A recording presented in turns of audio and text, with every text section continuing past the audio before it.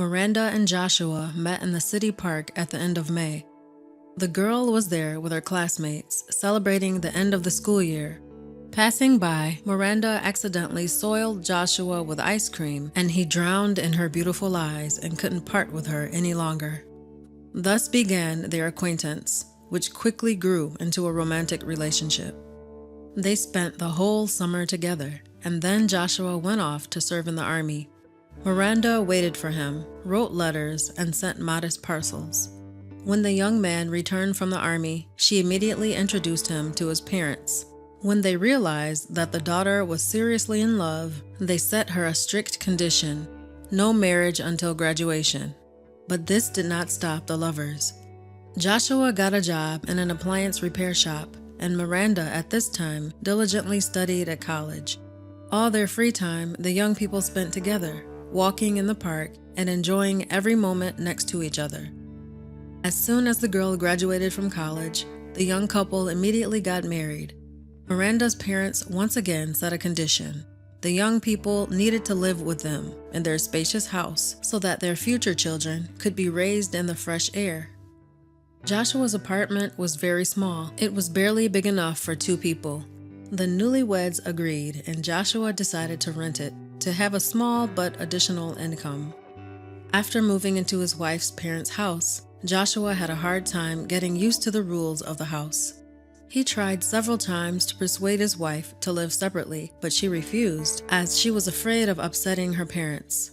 Miranda's father considered himself the only full-fledged head of the family and constantly pointed out various trifles to his son-in-law and demanded that the young man do only what he was told. When the first granddaughter was born, everything became even worse.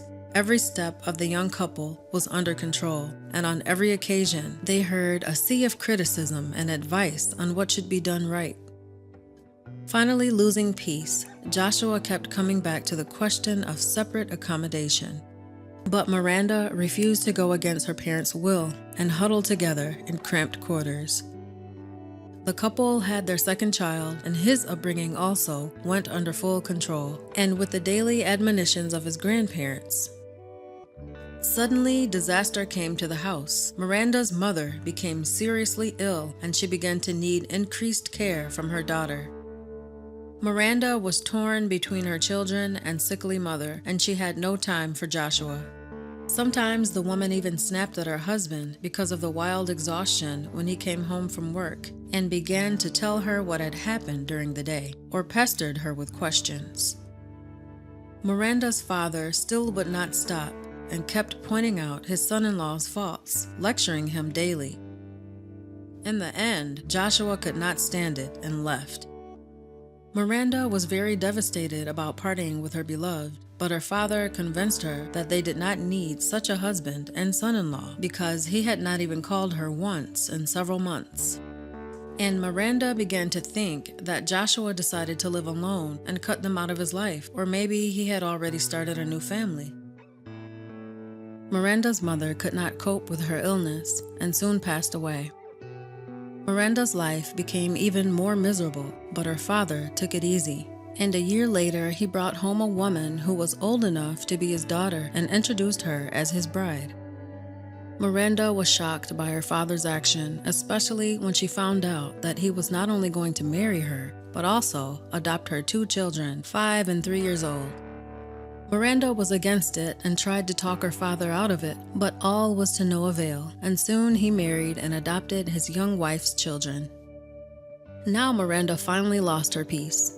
The children screamed all day long, not giving a minute to sleep and rest, and in the end, the father asked her to move with her children into one room in the far corner of the house, and he cleared the rest of the space for his new family. He himself took care of the babies all day long, feeding them, bathing them, taking them for walks, while his wife came home late at night and went straight to sleep in her own room. When she became pregnant, Miranda became suspicious and tried to talk to her father to open his eyes to his adulterous wife, but he was blind and ordered her not to meddle in his personal life. And then he added that if she did not like something, the door was open and she could leave at any minute. Miranda, with 2 children, had nowhere to go. She had to put up with it. Soon, her father's new family had another child. The young wife, seeing how well everything was going, felt the full support of her husband. She noticeably grew bolder and felt like a hostess again, and began to constantly cling to Miranda on every occasion. She brazenly lied to her husband and said that Miranda was insulting her and her children, and that was why she felt deprived and unwanted. Finally, she forced her husband to choose between her and his daughter and succeeded. The father made a harsh decision and asked his daughter and the grandchildren to leave home. Miranda did not wait any minute, packed her things, and left her family home. She rented a tiny apartment in the cheapest district of the city and began to get used to the new life. She was suffocating with pain, resentment, and despair, and also from the fact that she had shown weakness at the time and lived not by her own desires, but under the guidance of her parents. In the end, she missed the moment, lost her husband, and destroyed her dreams of marital happiness. She regretted that she had not stopped Joshua then, that she had not left with him, and now nothing could be changed.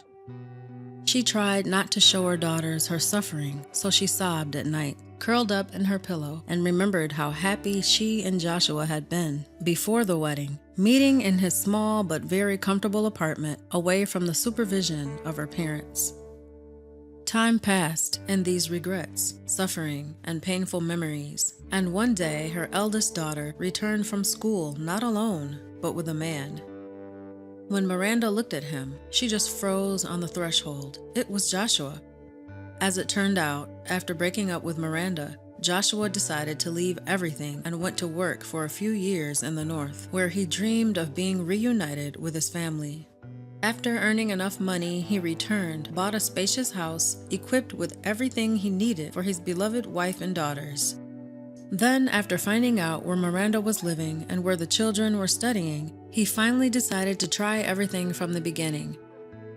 Miranda was devastated because she thought that there was no place for them in Joshua's life anymore. But it turned out that he, like she, was a one lover. Now they could be happy again. And in the meantime, Miranda's father continued to babysit others' children, while the wife, amusing herself on the side, gave birth to a baby every year. There were already 4 of them. When the father found it hard to carry them all, he came to his son-in-law and daughter and asked for help. They saw such genuine remorse in his eyes that they could not refuse him and settled him in Joshua's old apartment. They had to go through several trials and DNA tests to free the father from the alimony that the ex-wife demanded for all the children, and eventually the case was won. Only the house was left to the ex-wife, but no one regretted it, because there were too many negative memories associated with it. Everyone decided to start life with a clean slate and perfect harmony and understanding. Father, all day long, was lost in the cemetery at the grave of his wife, begging forgiveness for all the stupid things he had done. He was also ashamed in front of his children, though they did not hold a grudge against him. Joshua and Miranda's daughters were growing up, and when the time came for them to start their own families, their parents, taught by bitter experience, acted wisely and never interfered with their children's happiness, allowing them to build their own lives. If you ask, we will always give you advice, but you have to make your own decisions, always told Joshua and Miranda to their children. The daughters were happy and always asked their parents for advice, and the sons-in-law proudly told everyone that they had the best father-in-law and mother-in-law in the world.